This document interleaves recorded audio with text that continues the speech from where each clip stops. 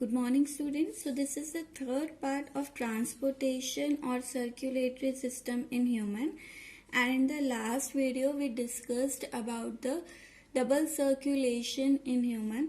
सो हमने double circulation के बारे में बच्चा पढ़ा था, जिसमें हमने क्या बात की थी, दैट फ्रॉम लंग्स से ऑक्सीजनेटेड ब्लड जो है it comes into the left auricle of heart with the help of.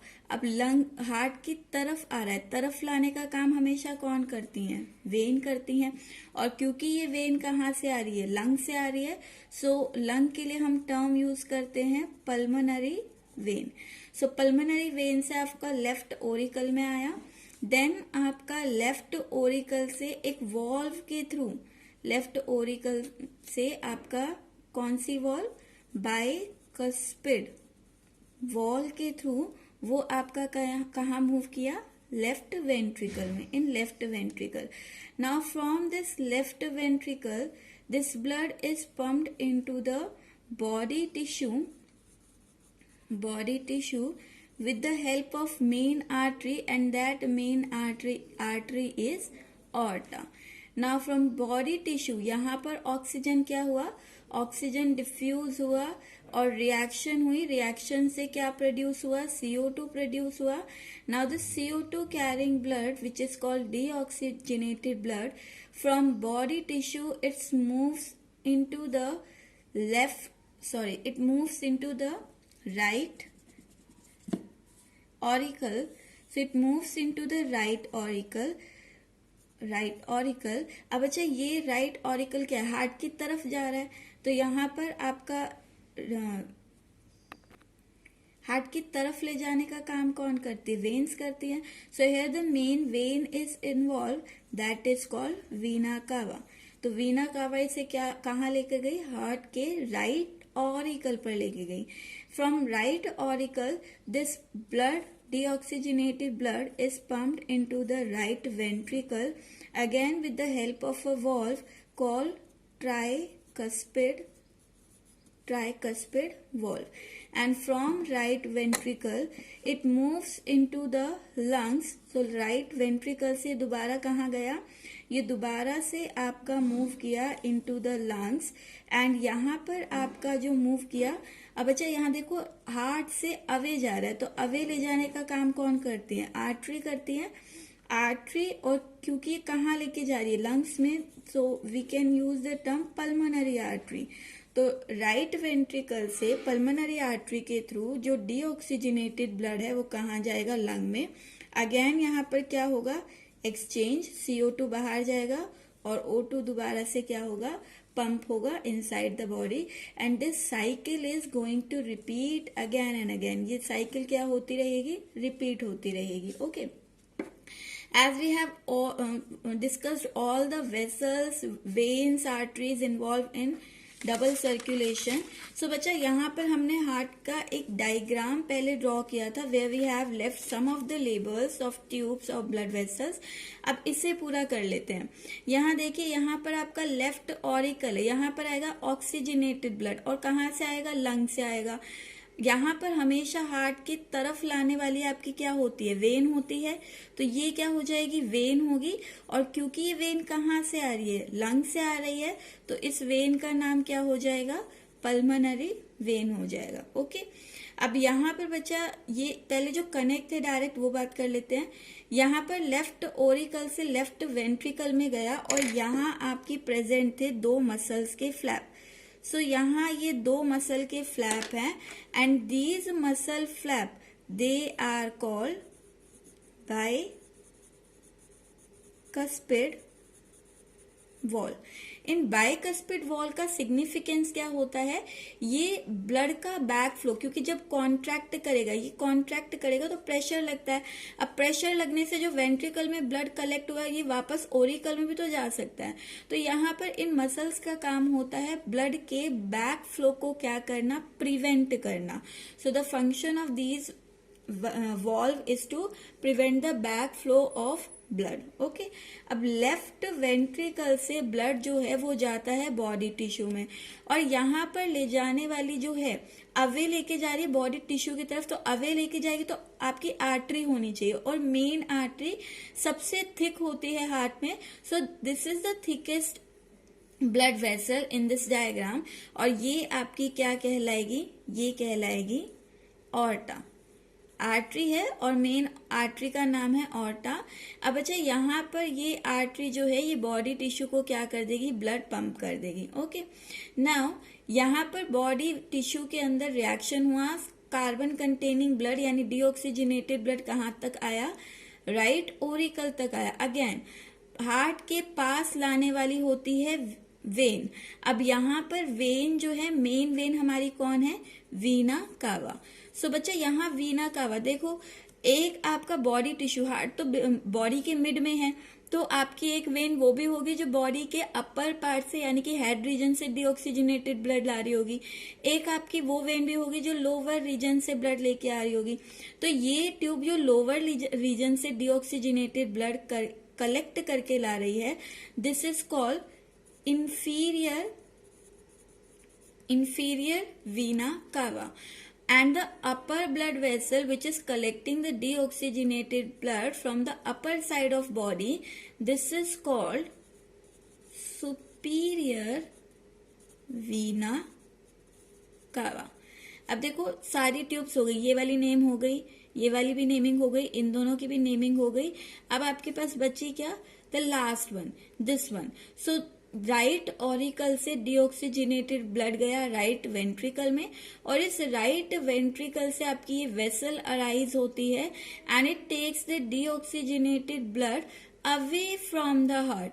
तो ये क्या कर रही है, अवे, अब दूर लेकर जा रही, कहाँ पर, लंग्स में। So this is clear that this one is what, this one is artery. इसे हम क्या कहेंगे, आर्टरी। और क्योंकि ये आर्टरी आपका कहाँ लेके जा रही है, लंग्स में, so this is your pulmonary artery. यहाँ पर बच्चा हमने बात की थी राइट ओरिकल और राइट वेंट्रिकल के बीच में भी क्या होता है, मसल का फ्लैप होता है, and this flap is called tricuspid wall. So this is the overall labeling of your heart. यहाँ पर हमने सब कुछ कवर कर लिया है। Okay, now coming to some of the questions, कुछ बेसिक क्वेश्चन है। The first one is why it is necessary to separate oxygenated and deoxygenated blood in mammals and birds। कि मैमल्स और बर्ड्स दोनों के ही अंदर जो हार्ट होता है वो कितना चेम्बर होता है, 4 चेम्बर्ड होता है, यानी कि 2 ऑरिकल होते हैं और 2 वेंट्रिकल होते हैं, और दोनों के अंदर सेम आपका ऑक्सीजनेटेड ब्लड अलग चेम्बर से फ्लो हो रहा है एंड डीऑक्सीजनेटेड ब्लड अलग चेम्बर से फ्लो हो रहा है। सो ये जरूरी क्यों होता है कि ऑक्सीजनेटेड और डीऑक्सीजनेटेड क्या रहे, सेपरेट रहे। यहाँ पर इनकी मिक्सिंग क्यों नहीं हो सकती, लाइक अगर हम बात करें फिशेस में, तो फिशेस में बच्चा जो हार्ट होता है, इसे समझिएगा, वो होता है 2 चेम्बर। इसी तरह रेप्टाइल्स जो होते हैं, रेप्टाइल्स में हार्ट होता है क्या, हार्ट होता है 3 चेम्बर। तो यहाँ पर दोनों में ही ब्लड की क्या होती है, मिक्सिंग होती है, बट यहाँ पर हमारे केस में ब्लड की मिक्सिंग नहीं होती। ऐसा क्यों है, ये क्वेश्चन पूछा जा सकता है, या इसी क्वेश्चन को मोल्ड कर आपसे पूछा जा सकता है कि how human heart is design to avoid mixing of blood and why, कि ह्यूमन हार्ट को इस तरह से डिजाइन किया गया है कि वहां पर ब्लड की मिक्सिंग क्या हो, अवॉइड हो, यानी मिक्सिंग ना हो। तो ऐसा क्यों है, तो बच्चे यहाँ पर बात करते हैं, हमारा हार्ट जो होते हैं उसमें डिफरेंट चैम्बर्स होते हैं ऑक्सीजनेटेड और डीऑक्सीजनेटेड ब्लड के लिए। हमारे हार्ट में क्या है, लेफ्ट साइड पर ऑक्सीजनेटेड ब्लड फ्लो करेगा और राइट साइड पर डीऑक्सीजनेटेड ब्लड फ्लो करेगा, to avoid mixing of blood, ताकि ये दोनों ब्लड क्या हो, मिक्स ना हो। अब ऐसा क्यों है, तो बच्चे यहाँ पर बात करते हैं कि हम जो ऑर्गेनिजम्स हैं, हमें क्या चाहिए, हमें कांस्टेंट सप्लाई चाहिए होता है, किसका, एनर्जी का। कांस्टेंट सप्लाई चाहिए होता है किसका? ऑक्सीजन का। क्यों? क्योंकि जब ऑक्सीजन हमारी बॉडी के सेल्स में जाएगा तो ही हमें क्या मिलेगी? एनर्जी मिलेगी। एंड इसी एनर्जी को यूज कर कर हम अपनी क्या कर सकते हैं? मेटाबॉलिक प्रोसेस कंप्लीट कर सकते हैं। तो जर्नली ये मेटाबॉलिक प्रोसेस में बहुत असेंशियल मेटाबॉलिक प्रोसेस होती है, और वो होती है अपने बॉडी टेम्परेचर को कांस्टेंट मेंटेन करना। जैसे अगर मैं बात करूं फिशेज में, रेप्टाइल्स में, ये क्या करते हैं बच्चा? इनको जो ऑक्सीजन की रिक्वायरमेंट है एज कंपेयर टू अस, वो कम है। क्यों? क्योंकि ये ऑर्गेनिज्म एनवायरमेंट के साथ अपना बॉडी टेम्परेचर जो है वो क्या करते रहते हैं? चेंज करते रहते हैं। क्या करते हैं? चेंज करते रहते हैं। तो इन्हें अपने बॉडी टेम्परेचर को मेंटेन रखने के लिए एनर्जी या रिएक्शंस करने की जरूरत नहीं पड़ती है। लेकिन हमारे केस में क्या है? हम ऑर्गेनिजम्स हैं कि अगर बाहर 0 डिग्री, तो हमारी बॉडी का टेम्परेचर 0 डिग्री नहीं होता, हमारी बॉडी का टेम्परेचर क्या रहेगा? 37 डिग्री। इसी तरह अब गर्मियां आ गई हैं, बाहर आपका टेम्परेचर एनवायरमेंट का क्या है? 50 डिग्री भी होता है, बट उसमें आपका ऐसा तो नहीं होता कि आपकी बॉडी भी हीट अप होके 50 डिग्री हो जाए। So we are the organism जहां पर हम क्या करते हैं? हम अपने बॉडी टेम्परेचर को कांस्टेंट रखते हैं। और अगर आपको अपने बॉडी टेम्परेचर को कांस्टेंट रखना है तो आपकी बॉडी के अंदर कुछ मेटाबॉलिक रिएक्शंस चलती हैं। एंड ये मेटाबॉलिक रिएक्शंस जो हैं वो कब होती हैं? जब रिएक्शन होने के लिए आपको क्या चाहिए? एनर्जी। तो ये मेटाबॉलिक रिएक्शंस कब होंगी? जब आपकी बॉडी में एनर्जी प्रोड्यूस होगी। और एनर्जी कब प्रोड्यूस होगी? जब आपकी बॉडी में क्या होगा? Continuous supply of oxygen. अगर आपका ऑक्सीजनेटेड और डीऑक्सीजनेटेड ब्लड की क्या हो जाती? मिक्सिंग हो जाती, तो आपकी बॉडी में कंपेयर टू फर्स्ट वन, कि पहले आपका सेपरेट जा रहा था, अब आपका मिक्स होके जा रहा है, तो ऑक्सीजन तो अभी भी आपका जाएगा, लेकिन पहले के कंपेयर में आपका ऑक्सीजन क्या जा रहा है? कम जा रहा है। ऑक्सीजन कम जा रहा है तो एनर्जी कम तो रिएक्शंस कम, और रिएक्शंस कम हो रही है तो उस एनर्जी को आप अपनी बॉडी को हीट अप रखने में यूज नहीं कर सकते। तो यहाँ पर अपने बॉडी में अगर हम ओवरऑल देखें कि आपका सेपरेट ब्लड जो है मूव करना क्यों जरूरी है? क्योंकि हमारी बॉडी के अंदर जो रिएक्शंस होती हैं उन रिएक्शंस को हेल्ड करने के लिए आपको प्रॉपर सप्लाई ऑफ ऑक्सीजन देना पड़ता है, तभी एनर्जी प्रोडक्शन होगी और तभी आपकी बॉडी में क्या हो पाएगी? रिएक्शंस हो पाएगी। क्योंकि रिएक्शंस हेल्ड करवाने के लिए क्या चाहिए? एनर्जी चाहिए।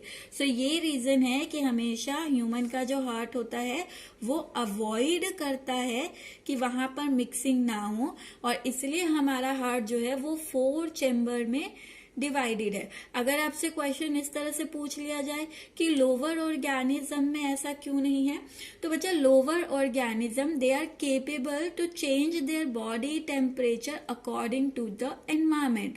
वो एनवायरमेंट के अकॉर्डिंग अपने आप के अंदर क्या ले आते हैं? चेंजेस ले आते हैं, एंड इसीलिए उन्हें अपनी बॉडी को रेगुलेट करके रखने की जरूरत नहीं पड़ती। जबकि हमें क्या है? हमें अपने बॉडी को, हमारे टेम्परेचर को क्या कांस्टेंट मेंटेन करके रखना है, और जिसके लिए हमें एनर्जी चाहिए। So this question may be asked in your exams. एक और क्वेश्चन बहुत सिंपल सा है। यहाँ पर एक क्वेश्चन है, what would be the consequence of a deficiency of haemoglobin in our body. तो इसे मैं समझा देती हूँ, मैंने आपको नोट्स प्रोवाइड कर दिए हैं, you can read out the answer by yourself. So बच्चे यहाँ पर है कि अगर हीमोग्लोबिन की डेफिशिएंसी हो जाए तो उसका क्या कॉन्सिक्वेंस, क्या परिणाम होगा। As we know hemoglobin is a red pigment and this hemoglobin is involved in what?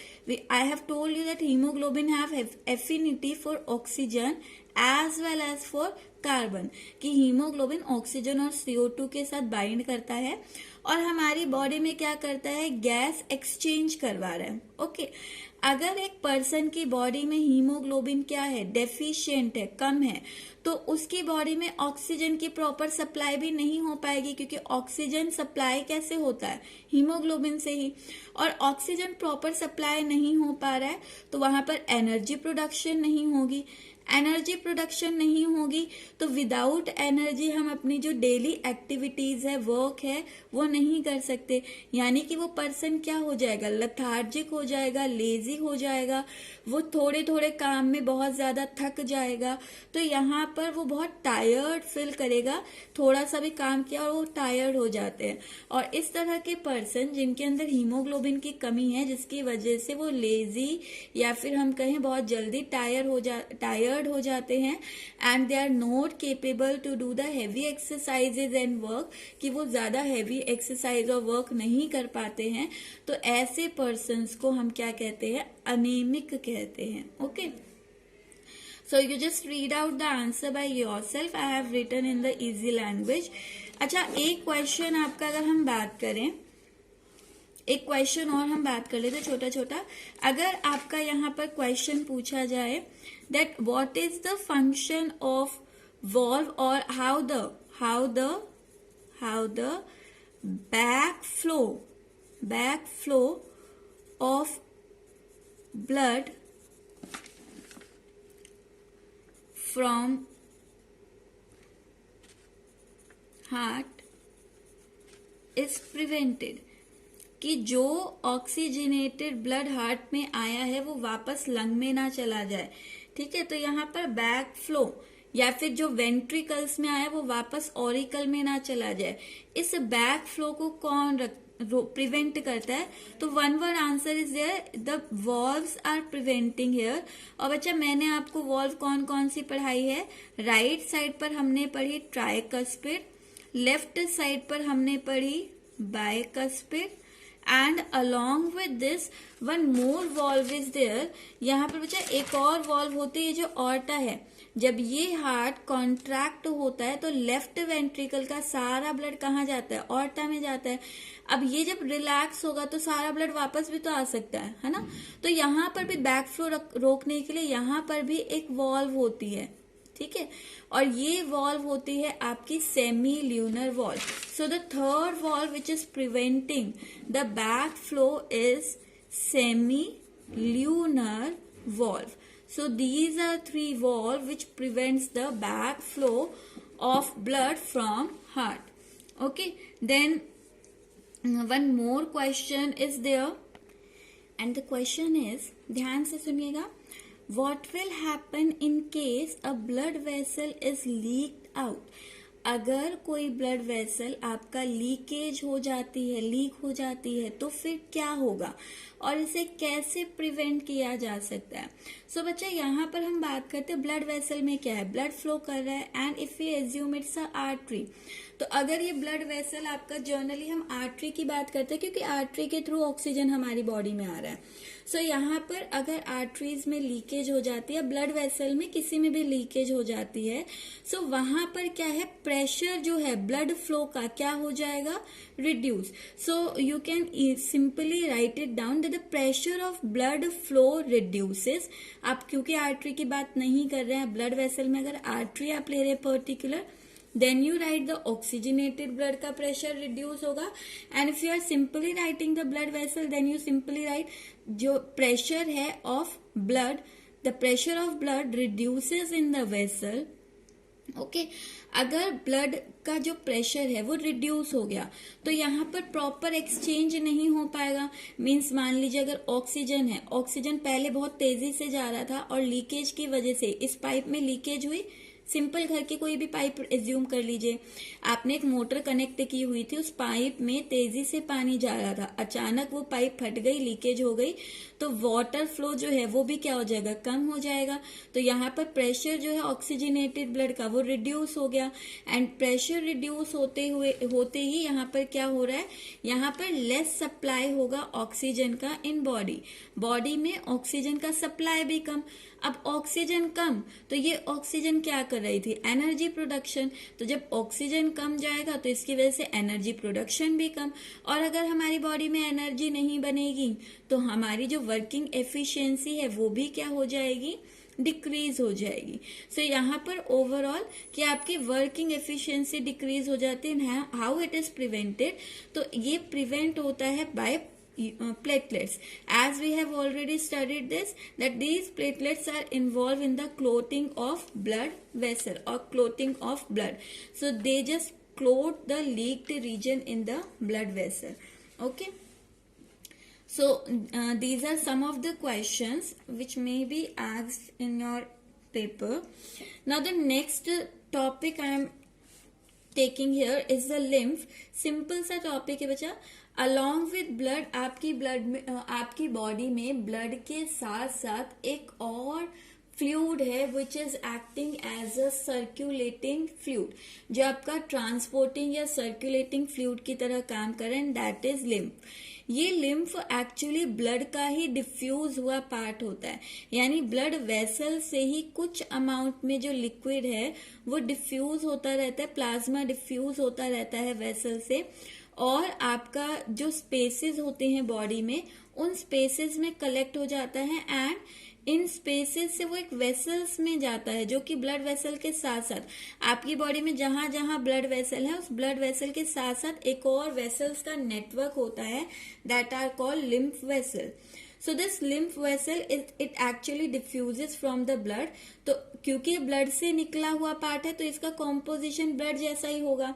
सो यहाँ पर कॉम्पोजिशन वाइज ये सेम ब्लड जैसा होता है, एक्सेप्ट फ्यू थिंग कि ये पेल येलो कलर का होता है, लेकिन ब्लड क्या था, रेड था. अब ब्लड रेड क्यों था, हीमोग्लोबिन की वजह से, जो कि कहाँ प्रेजेंट था, आरबीसी में. ये रेड नहीं है, यानी कि यहाँ पर जब ब्लड डिफ्यूज हुआ, यानी कि ब्लड का कुछ फ्लूइड निकला बाहर, तो उसमें आपका प्रोटीन्स निकले, प्लाज्मा निकला और ब्लड के सेल्स भी निकले, लेकिन कौन से सेल्स नहीं निकले, आरबीसी नहीं निकला. तो क्योंकि इस ब्लड वेसल से आरबीसी बड़े साइज के होते हैं बच्चा, सो वो आपका यहाँ से नहीं निकल पाते हैं, बाइकोनकेव शेप के हैं, वो इसे क्रॉस नहीं कर पाते, तो इसीलिए इस फ्लूइड का कलर क्या होता है, पेल येलो होता है. जबकि यहाँ पर आपका जो दूसरे सेल्स हैं WBCs, वो इजीली आपके क्या हो जाते हैं, इन स्पेसेस के थ्रू बाहर आ जाते हैं. अब ये आपका ब्लड जो है वो हमेशा कहाँ दिखेगा आपको, जब आपका बॉडी टिश्यू से हार्ट की तरफ ब्लड मूव करो तभी ये डिफ्यूज होगा. यानी कि डबल सर्कुलेशन में ये आपका है, बॉडी टिश्यू से ये ब्लड कहाँ आ रहा है, हार्ट की तरफ. तो यहाँ पर इस ब्लड वेसल के साथ साथ एक और वेसल का नेटवर्क होगा, और इस ब्लड वेसल से पहले तो इन स्पेसेस में, बॉडी स्पेस में आएगा ये फ्लूइड, और फिर इन स्पेसेस से इन वेसल्स में एंटर करेगा. तो ये लिम्फ वेसल्स होती है. तो ये हमेशा आपका डिफ्यूज कब होता है, जब बॉडी टिश्यू से ब्लड कहाँ जा रहा हो, हार्ट में जा रहा हो. रीजन बचा, क्योंकि डीऑक्सीजनेटेड ब्लड है और ये डीऑक्सीजनेटेड ब्लड धीरे धीरे मूव कर रहा है. तो जब धीरे धीरे चीज मूव करे वहां से डिफ्यूजन आराम से हो सकता है. लेकिन यहाँ पर आपका जो ऑक्सीजनेटेड ब्लड है वो बहुत फास्ट प्रेशर से मूव कर रहा है, and as it is moving flowing with the pressure, so यहाँ पर आपका डिफ्यूजन का टाइम नहीं होता, तो यहाँ चीजें डिफ्यूज उतनी नहीं होती है. So this lymph is form, it is form as it flow from tissue to heart because the blood is flowing smoothly with less pressure. कि यहाँ पर आपका ब्लड स्मूथली फ्लो कर रहा है विदाउट प्रेशर, तो वो इजीली डिफ्यूज हो जाता है. अच्छा, ब्लड से डिफ्यूज होने के अलावा कुछ बॉडी में सेल्स भी होते हैं जहां पर आपका ये लिम्फ फॉर्म होता है, या लिम्फ में प्रेजेंट जो WBCs है वो फॉर्म होते हैं. जैसे आपका टॉन्सिल रीजन है नेक में. इसके अलावा आपका मैंने बात की ब्लड वेसल के साथ साथ आपकी पूरी बॉडी में लिम्फ वेसल का इस तरह से पूरा एक नेटवर्क है, और इसी नेटवर्क में आपका जैसे ब्लड वेसल होती है, लिम्फ वेसल है. इन लिम्फ वेसल में जगह जगह आपके इस तरह के ग्रेन्यूल लाइक स्ट्रक्चर, मतलब डार्क नॉड्स प्रेजेंट होती है, गांठें प्रेजेंट है, और यही आपकी कहलाती है लिम्फ नोड. इन लिम्फ नोड का अगर हम ट्रांसफर सेक्शन काटे तो इस लिम्फ नोड के अंदर कुछ सेल्स होते हैं which are called lymph cell. So ये लिम्फ सेल भी ये फ्लूइड और यहाँ पर WBC बनाने का काम करते हैं. तो यहाँ पर आपका लिम्फ ब्लड के साथ साथ एक तो ब्लड से फॉर्म हो रहा है, सेकंड टॉन्सिल रीजन से भी फॉर्म हो रहा है, थर्ड आपका लिम्फ नोड से भी फॉर्म हो रहा है, क्योंकि इस लिम्फ नोड में क्या है, लिम्फ सेल है which are forming the blood. Okay, now what is the function of this lymph? As this lymph having WBCs, so they are responsible for maintaining our immune system. क्योंकि इसके अंदर क्या है, WBC white blood cell होते हैं, तो ये क्या करता है, हमारे इम्यून सिस्टम को मेंटेन करता है. ओके बच्चा, now the last topic here is about blood pressure. So as the name suggests, the force exerted on the wall of blood vessels के ऊपर, blood vessels की wall पर जो force लगता है, उसी force को यहाँ पर हम क्या कह रहे हैं, force कौन लगा रहा है, blood. जब ब्लड फ्लो करेगा तो ये प्रेशर से फ्लो करता है, तो यहाँ क्या लगाता है, फोर्स लगाता है. इसी प्रेशर को, फोर्स को हम क्या कह रहे हैं, ब्लड प्रेशर कह रहे हैं. ये आपका आर्टरीज में हमेशा क्या होता है, high as compare to when. ये हम बात कर चुके हैं, बिकॉज आर्टरीज में आपका क्या आ रहा है, ऑक्सीजनेटेड ब्लड, जिसकी हमारी बॉडी को कॉन्टिन्यूअस क्या होती है, रिक्वायरमेंट होती है. इसलिए ये कॉन्टिन्यूटी मेंटेन करने के लिए तेजी से आ रहा होता है, हाई प्रेशर से आ रहा होता है. जबकि वेन्स जो होते हैं इसमें डीऑक्सीजनेटेड ब्लड है, and this deoxygenated blood is moving out of the body smoothly. ये बॉडी से बाहर स्मूथली जा रहा होता है. ये ब्लड प्रेशर मेजर करने के लिए बच्चा हमारे पास एक इंस्ट्रूमेंट होता है which is called sphygmomanometer. Spelling अच्छे से करना, वन वर्ड में क्वेश्चन आता है और स्पेलिंग गलत हुई तो आंसर गलत. Okay, so the instrument measuring the blood pressure is sphygmomanometer. And what is blood pressure? It is the ratio of systolic to diastolic pressure. अब ये systolic diastolic pressure क्या है, मैंने कल भी बात की थी. आपका प्रेशर आर्टरी में, क्योंकि हमने बात की थी पल्स रेट और जो ब्लड प्रेशर है ये आपका किस में मेजर किया जाता है, आर्टरी में. तो आर्टरी में प्रेशर जिस टाइम पर वेंट्रिकल क्या था, कॉन्ट्रैक्ट था, यानी कि हार्ट में, दिस इज द वेंट्रिकल, ये नीचे वाला रीजन, तो ये पूरा हार्ट जो है जब कॉन्ट्रैक्ट होता है उस टाइम पर आर्टरी में जो प्रेशर एक्सर्ट हुआ, क्योंकि जब ये वेंट्रिकल कॉन्ट्रैक्ट होगा तो ब्लड कहाँ जाएगा, आर्टरी में, और वहां से ब्लड टिश्यू में, बॉडी टिश्यू में. तो जब ये कॉन्ट्रैक्ट हुआ तो इसने आर्टरी में क्या किया, ब्लड पंप किया, और जब ब्लड पंप किया तो जिस प्रेशर से ब्लड फ्लो कर रहा है वही आपका क्या कहलाएगा, सिस्टोलिक. ओके, जब ये रिलैक्स हुआ तो उस टाइम पर आर्टरी में क्या प्रेशर है वो आपका कहलाएगा डायस्टोलिक. सो बच्चा यहाँ पर नॉर्मल पर्सन के केस में सिस्टोलिक टू डायस्टोलिक प्रेशर क्या होता है, सिस्टोलिक होता है 120 mm of mercury and diastolic होता है 80 mm of mercury normal person में.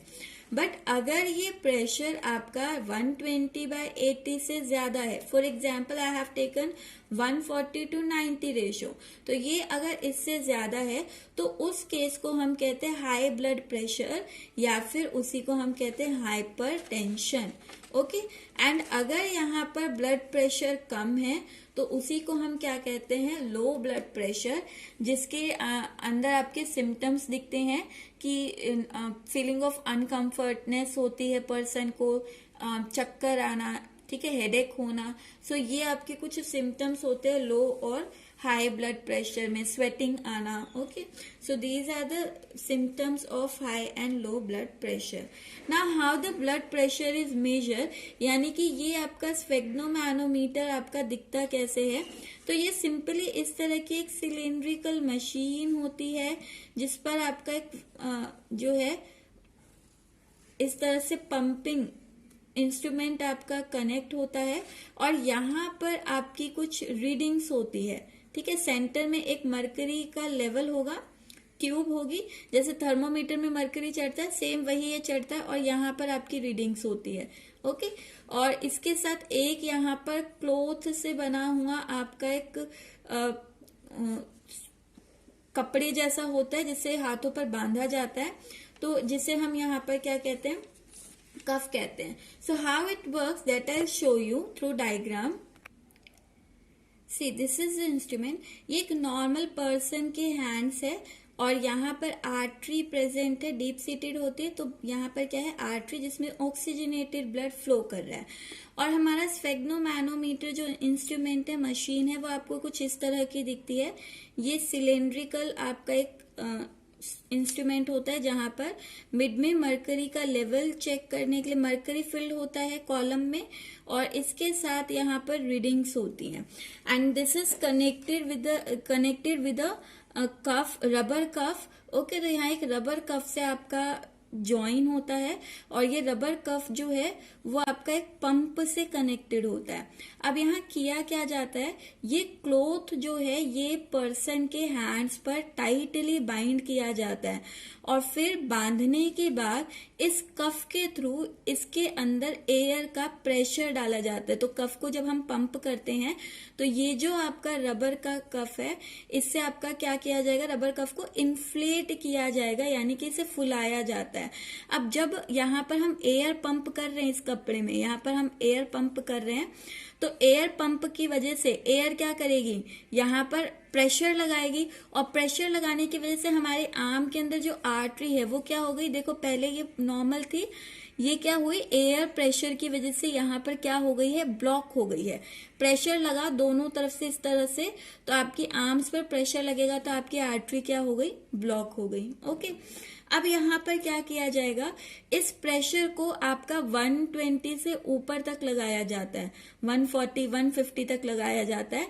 ओके, और यहाँ पर आर्टरीज को कंप्लीटली ब्लॉक कर दिया जाता है। उसके बाद यहाँ पर इस पंप को हम धीरे धीरे क्या करते हैं, रिलीज करते हैं। तो जब हम रिलीज करेंगे तो हमने पंपिंग से क्या किया था, प्रेशर बढ़ाया था। जब हम इसे छोड़ देंगे तो यहाँ पर क्या होगा, प्रेशर दोबारा से रिड्यूस होगा, और जब प्रेशर रिड्यूस होगा तो यहाँ पर यह आर्टरी खुलेगी। तो यहाँ पर बच्चा क्या हुआ है, यहाँ पर आपने क्या किया, अब इसे रिलीज किया, फिर ये आर्टरीज क्या होने लग गई, ओपन होने लग गई। और आर्टरीज ओपन होते ही आप ऑब्जर्व करेंगे कि जब यहाँ पर 120 पर आएगा तो 120 पर अचानक से सडनली यहाँ पर जो आर्टरी है उसके अंदर ब्लड फ्लो होता है, एक सडन जर्क के साथ होता है। धीरे धीरे नहीं कि ये धीरे धीरे ओपन हो रही तो धीरे धीरे लीक होना शुरू हो जाए ब्लड। जैसे ही ओपन होगी तो सडनली इसमें जर्क के साथ, प्रेशर के साथ आपका ब्लड एंटर करता है अराउंड 120 mm पर। और ये आपको कैसे पता चलता है, ये आपको साउंड ऑब्जर्व करना पड़ता है, और साउंड आप यहाँ सुनते हैं स्टेथोस्कोप की हेल्प से। सो यहाँ पर आपने 120, आप यहाँ पर हैंड्स पर इसे लगाकर रखते हैं, ओके, डायफ्राम को, और इस डायफ्राम से आपको वहां पर वो साउंड जो है वो हेयर करना होता है स्टेथोस्कोप की हेल्प से।